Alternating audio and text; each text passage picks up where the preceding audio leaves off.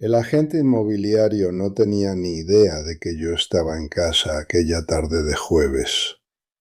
Era un día de otoño cualquiera en Bacau, de esos días en los que la luz dorada del sol se cuela entre las hojas del viejo nogal del patio, proyectando sombras largas y cansadas sobre las paredes de mi sala de estar. Estaba sentado en mi viejo sillón, el de terciopelo azul que aún conserva la forma de mi cuerpo tras tantos años de uso diario, y hojeaba el periódico local. El televisor estaba apagado. Me gusta el silencio. Después de toda una vida pasada en el ruido ensordecedor de las máquinas de coser industriales y los motores del taller, el silencio es el lujo más preciado que puedo permitirme ahora, a mi edad. Cuando oí que la llave giraba en la cerradura, mi corazón dio un vuelco por una fracción de segundo. No esperaba ni a Relu ni a Nadia. Normalmente ellos llamaban al menos una hora antes para preguntarme si necesitaba algo de la tienda o si me sentía bien. Pero la puerta se abrió con una seguridad y una soltura que me dejaron helado. No era un ladrón. Un ladrón no habría entrado con tanta naturalidad, golpeando la puerta contra la pared. En el recibidor se oyeron voces extrañas, voces que no pertenecían a mi familia. Una era una voz profesional, algo forzada, de una cortesía artificial, y las otras dos voces eran más bajas, llenas de una curiosidad evaluadora. Esta es la zona de día, decía la voz profesional, que identifiqué inmediatamente como la de un vendedor experimentado. Como pueden ver, la estructura es extremadamente sólida, las paredes son gruesas, y el inmueble fue renovado por completo hace unos años. La orientación hacia el sur ofrece luz natural en abundancia durante todo el día, lo que reduce los costes de energía. El propietario es una persona mayor, un antiguo artesano, por lo que los papeles se pueden formalizar extremadamente rápido una vez que tengamos el acuerdo final de la familia, que, debo decirles, ya está confirmado extraoficialmente. Existe un deseo claro de venta rápida para facilitar el traslado del caballero a un entorno más adecuado a sus necesidades actuales. Dejé que el periódico resbalara sobre mi regazo, sintiendo cómo la sangre me pulsaba con fuerza en las sienes, pero mis manos no temblaban en absoluto. Las décadas en las que dirigí un taller de confección, gestionando plazos de entrega y personas difíciles, entrenaron mis nervios para mantener la calma en los momentos de crisis. Miré fijamente hacia la puerta del salón, esperando el momento del impacto. El agente, un joven de unos 30 años, vestido con un traje demasiado estrecho para su complexión, entró primero, seguido de una pareja joven que miraba el techo alto como si ya estuvieran evaluando cuánto costaría derribar las paredes para hacer un espacio abierto. Cuando los ojos de la gente se encontraron con los míos, se quedó simplemente petrificado en el umbral. Literalmente, se quedó con la boca abierta, con el plano del apartamento impreso en la mano y con un voluminoso dossier bajo el brazo, en el que se leía con letras grandes: oferta-venta exclusiva, calle Eroilor. Lo miré con calma, levantando un poco la barbilla y observándolo por encima de las finas monturas de mis gafas de lectura. Dejé que el silencio se instalara en la habitación, pesado y sofocante como una alfombra de lana húmeda olvidada bajo la lluvia. «Bienvenidos a mi casa», dije finalmente con una voz uniforme, de una cortesía afilada que hizo que los jóvenes de detrás de él dieran un paso atrás. «Es usted el tercer agente que nos visita este mes, aunque no recuerdo haber solicitado sus servicios ni haber concertado ninguna cita para hoy. Por favor, tomen asiento en el sofá. Ya que han venido a vender la casa en la que yo todavía duermo y en la que me bebo el café cada mañana, al menos hagamos las cosas correctamente. Bebamos un café juntos y hablemos del precio.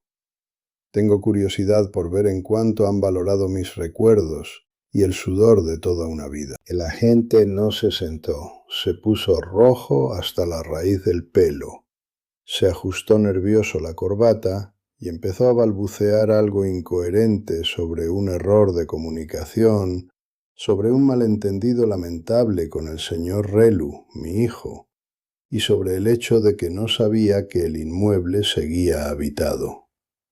Retrocedió con una velocidad sorprendente, casi golpeando a los posibles compradores que me miraban como un fantasma aparecido de la nada en pleno día. Se marcharon rápido, casi corriendo por las escaleras, pero la llave se quedó en la puerta en su prisa por escapar de mi mirada. Me levanté con dificultad del sillón, fui hasta la puerta, saqué la llave de la cerradura y me la metí en el bolsillo de la bata. Era mi llave de repuesto, la que le había dado a Relu hace 2 años, con instrucciones claras de que era solo para urgencias médicas o intervenciones imprevistas. Se ve que para él la urgencia era el deseo de verme mudado cuanto antes a una caja de cerillas a las afueras de la ciudad para hacerse con el dinero. Para que entiendan de verdad el peso de este momento y por qué mi corazón se convirtió en un trozo de hielo, debo llevarlos atrás en el tiempo, a la historia profunda de esta familia. Mi nombre es Eugen, tengo 74 años y he pasado casi 3 décadas de mi vida rodeado de olor a lanolina, de pesados fardos de tela y del sonido rítmico de los patrones de costura. Dirigí mi propio taller de confección en Bacău, un negocio que levanté de la nada en un garaje y que en sus momentos de gloria alimentó a 12 familias durante 27 años. Fui un hombre que creyó en el trabajo, en la palabra dada y en la responsabilidad. Sobreviví a la transición caótica de los años 90, navegué por crisis financieras y cambios de régimen, pero cerré el taller solo cuando la industria textil local fue asfixiada por las importaciones baratas. Pagué todas mis deudas, aseguré salarios compensatorios a mis empleados fieles y me retiré con una pensión decente, completada por los ahorros que había guardado con tesoro para lo que yo llamaba días negros. Mi esposa, Cornelia, fue el alma y la brújula de este lugar. Compramos esta casa en 1980, cuando era poco más que una ruina con el tejado roto y las paredes carcomidas por la humedad. Pero Cornelia vio en ella un hogar y yo vi un desafío. La levantamos ladrillo a ladrillo, enlucí las paredes con mis propias manos después de las horas de trabajo en el taller. Elegí cada baldosa y cada trozo de madera para el parqué. En 2005 invertimos nuestros últimos ahorros importantes en una renovación total. Quería que fuera moderna, que fuera cálida, que tuviera ese jardín de invierno lleno de flores que Cornelia tanto deseaba para leer allí en las tardes de domingo.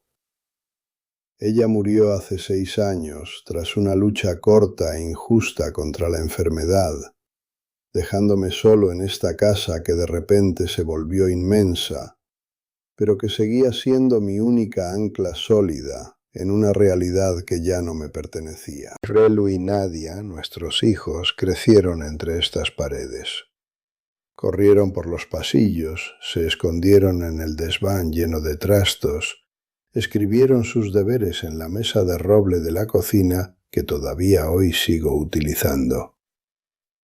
Relu se convirtió en ingeniero, un hombre capaz, pero que heredó un carácter especulador, siempre en busca de atajos financieros y de ganancias rápidas sin esfuerzo.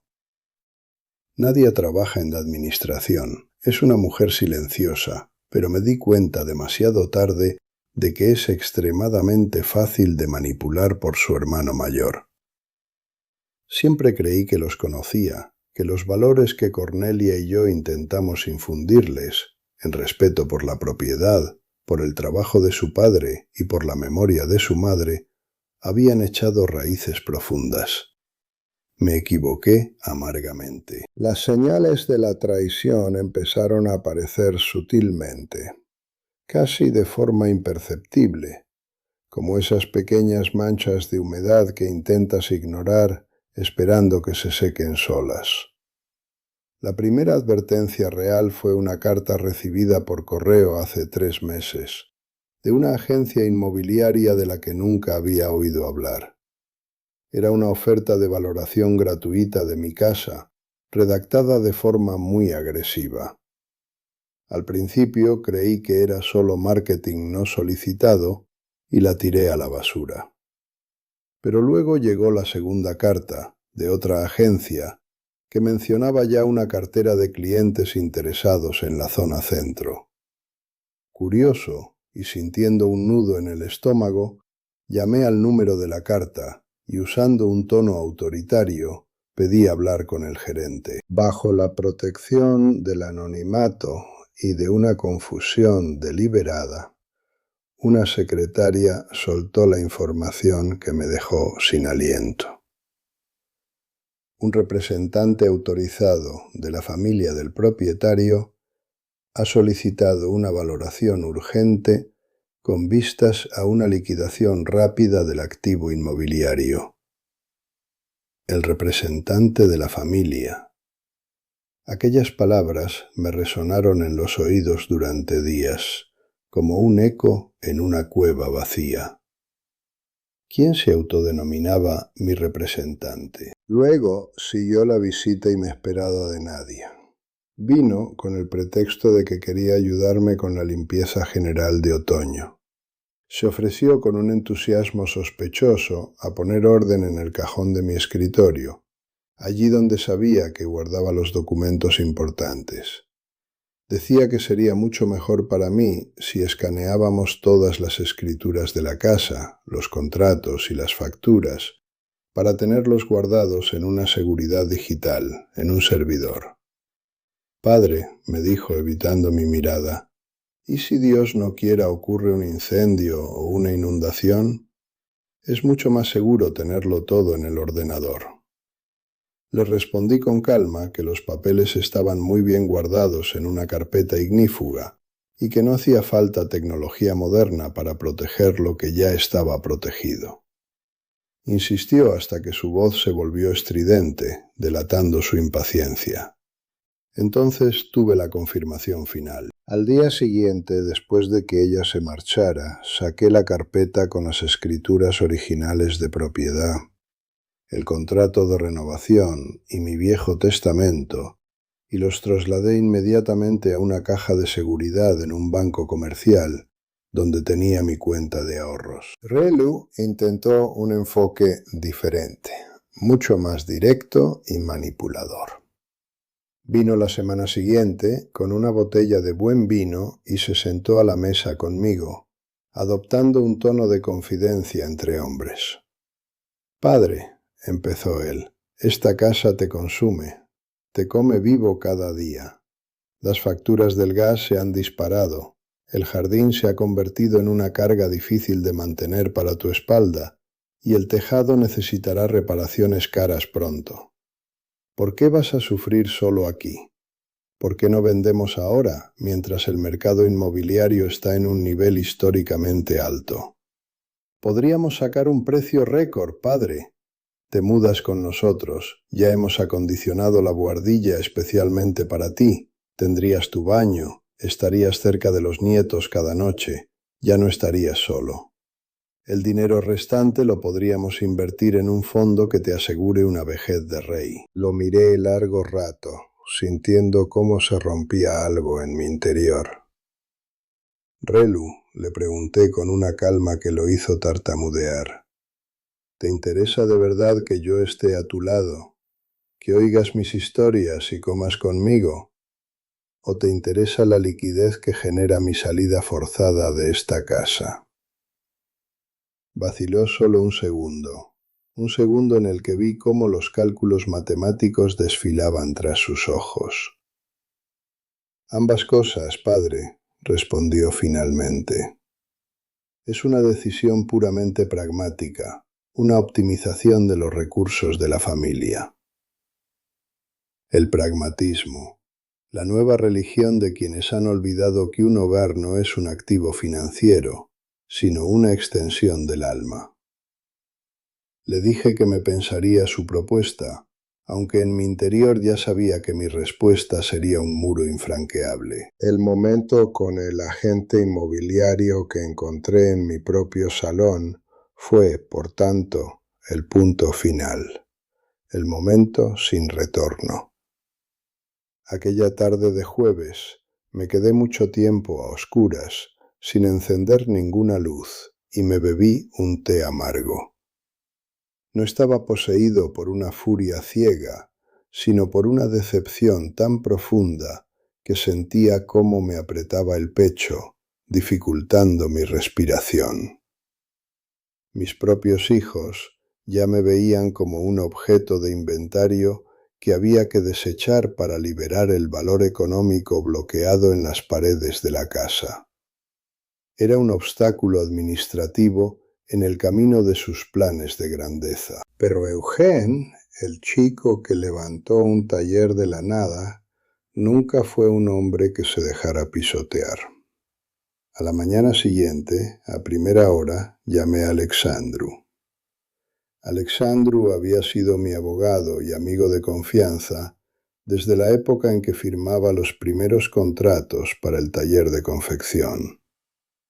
Es un hombre de la vieja escuela, un jurista que cree firmemente en la santidad de la propiedad privada y en el honor inquebrantable de la palabra dada. Nos reunimos en su despacho, lleno de carpetas atadas con cordel y olor a papel viejo. Eugene, me dijo Alexandru después de que le describiera con todo lujo de detalles lo que había pasado. Lo que están haciendo tus hijos es extremadamente grave. El hecho de que Relu haya dispuesto de la llave de repuesto para organizar visitas sin tu consentimiento es una violación flagrante de domicilio. Es más, si han intentado iniciar trámites de venta fingiendo que tienen un mandato de representación que tú nunca has firmado, podemos hablar incluso de tentativa de fraude. Su gesto es una usurpación de tus derechos de propietario. Mi recomendación legal es que actuemos inmediata y quirúrgicamente para bloquear cualquier intento futuro y demostrarles que la ley está de tu parte. Nuestro plan fue concebido con una precisión militar. No quería un escándalo público. No quería pelearme en la puerta con los vecinos ni con otros agentes. Quería construir una barrera legal y física que ninguno de ellos pudiera cruzar sin mi consentimiento por escrito. El primer movimiento fue el cambio de todas las cerraduras y de los sistemas de seguridad de la casa. Traje a un cerrajero profesional esa misma tarde. Instalamos un sistema moderno, con código de acceso y videovigilancia, y las viejas llaves, incluida la que Relu me había robado virtualmente, se convirtieron en simples trozos de metal inútiles. Sentí una satisfacción amarga, pero necesaria, cuando oí el clic metálico y firme de la nueva seguridad. El siguiente paso fue el envío de una notificación oficial. Alexandru redactó un documento jurídico impecable, frío y desprovisto de cualquier matiz sentimental. El documento fue enviado por correo certificado, con acuse de recibo, tanto a Relu como a Nadia.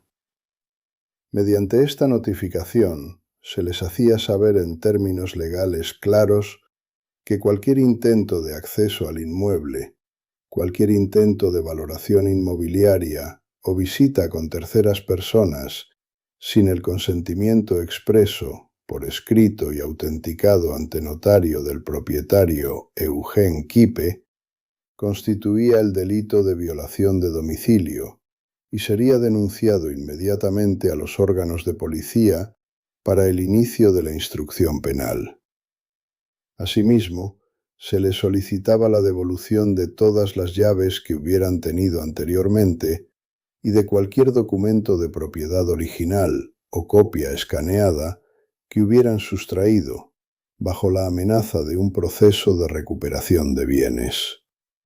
El plazo otorgado era de 48 horas. Pero el golpe de gracia, el que cambió el equilibrio de poder en nuestra familia, fue la modificación del testamento.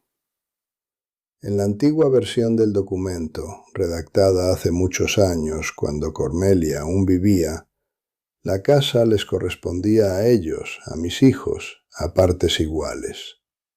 Era una decisión lógica en aquel momento, basada en la suposición de que ellos conservarían este lugar como un santuario de nuestra memoria. Sin embargo, ahora los datos del problema habían cambiado radicalmente. Fui con Alexandru a una notaría asociada y revoqué en su totalidad el testamento anterior. Decidí que, cuando yo ya no esté, esta casa pase a mi primo Costel. Costel es un hombre sencillo, antiguo maestro en una fábrica de muebles, que vive ahora en el campo con una modestia digna y que siempre ha amado esta casa con una sinceridad desinteresada. Sé seguro que él nunca la convertirá en liquidez, que la habitará con respeto, cuidará los tomates del jardín y encenderá una vela cada año por mí y por Cornelia en la iglesia del barrio. El resto de mis ahorros decidí dirigirlos a una asociación benéfica que se ocupa de ancianos solos y abandonados. Una ironía que consideré extremadamente apropiada para el contexto actual. La reacción de mis hijos no se hizo esperar, y fue exactamente como me imaginaba. Una mezcla de choque, negación y una furia impotente. La primera en reaccionar fue Nadia. Recibió la carta del abogado y vino corriendo a la puerta, llorando y golpeando la madera del portón. Cuando se dio cuenta de que su vieja llave ya no giraba en la cerradura y que la puerta permanecía cerrada, empezó a gritar desde la acera. «Padre, ¿qué significa esta locura? ¿Qué es esta carta del abogado? ¿Te has vuelto loco del todo? Nosotros solo queríamos ayudarte, hacerte la vida más fácil. ¿Cómo puedes tratarnos como a unos delincuentes?» Abrí la ventana del piso de arriba y la miré desde lo alto, con un desapego que no creía poder mostrar ante mi propio hijo. «Nadia», dije yo, «la ayuda se ofrece siempre a la luz del día, mediante el diálogo y el respeto, no mediante planes ocultos y llaves de repuesto usadas abusivamente. Lo que han hecho ustedes se llama robo de sombras, un intento de despojarme de mi identidad antes de tiempo. Todos los papeles están ahora a buen recaudo en el despacho de Alexandru. Si has venido a devolver lo que sustrajiste de mi cajón, por favor, déjalo en el buzón. No tengo nada que hablar contigo hasta que no comprendas la gravedad de tu gesto». Intentó excusarse diciendo que Relu la había presionado, que él tiene deudas enormes con los bancos por culpa de unas malas inversiones y que su negocio está al borde de la quiebra. La escuché hasta el final sin interrumpirla. «Nadia», le respondí, «las deudas de Relu no se pagan con las paredes de mi casa ni con mi paz interior. Vete ahora y piensa en lo que significa ser hija, no agente inmobiliaria encubierta». Relu me llamó más tarde aquella misma noche. Su voz ya no era para nada pragmática u optimista. Estaba llena de una furia negra, la furia del hombre que ve cómo se le escapa entre los dedos una presa que ya creía suya. «Padre», me gritó él por teléfono, «¿de verdad quieres dejarnos en la calle? ¿Sabes tú cuánto vale esa casa con el dinero de hoy? Podemos sacar más de 200.000 euros sin ningún esfuerzo. Eres un viejo egoísta. Quieres morir solo en un palacio lleno de recuerdos polvorientos, mientras yo me arriesgo a perder todo lo que he construido. ¿Cómo puedes hacernos algo así? Relu, le respondí yo con una calma que lo sacó completamente de quicio. El egoísmo no está en mí, sino en quien quiere vender el techo de su padre sin preguntarle si todavía lo necesita. Yo no te dejo en la calle. Tú eres quien eligió no tener ya sitio en esta casa en el momento en que intentaste convertirla en una transacción secreta. De hoy en adelante, a mis ojos y ante la ley, eres solo un visitante. Y los visitantes, como bien sabes, vienen a casa solo cuando son invitados y solo por la puerta delantera, no con llaves de repuesto usadas a escondidas. Han pasado 6 meses de aquellos sucesos que sacudieron los cimientos de nuestra estructura familiar. Bacau está ahora cubierta por una nieve fina y blanca, y mi jardín parece una postal de moda antigua, silenciosa y digna. El silencio ha vuelto a la casa de la calle Heroilor, pero es un silencio diferente al de antes. Es un silencio guardado, un silencio que viene de la certeza de que soy de nuevo dueño de mi propio destino. Nadia fue la primera que volvió de verdad. No volvió por dinero ni por papeles, sino porque después de que el choque inicial pasara y de que leyera las notificaciones de Alexandru, se dio cuenta probablemente de que su padre es mucho más importante que una comisión de venta. Viene ahora todos los sábados, me trae pasteles hechos por ella y no vuelve a sacar nunca el tema de los metros cuadrados ni de las agencias inmobiliarias. Bebemos el café juntos en el jardín de invierno, me cuenta cosas de los nietos y a veces la veo cómo llora en silencio cuando mira la fotografía de Cornelia. Le he dicho que la he perdonado como padre, pero que la puerta de la casa permanece cerrada para cualquiera que no respete el código de honor de este hogar. Con el tiempo, Relu regresó con una humildad que solo el trabajo duro enseña, admitiendo que mi hogar es un santuario y no una mercancía, lo que reforzó mi decisión de mantener el testamento a favor de mi primo Costel y de la memoria de Cornelia. Esta victoria no fue por odio, sino por dignidad, demostrando que la edad no anula nuestro derecho al respeto ni a la autodeterminación sobre lo que construimos con esfuerzo. Por eso les pregunto, ante una traición de aquellos a quienes más aman, ¿elegirían el silencio o el valor de defender su lugar bajo el sol? A veces, un no firme es la mayor lección de integridad, pues el respeto propio no tiene fecha de caducidad y nuestra historia merece ser protegida hasta el último suspiro.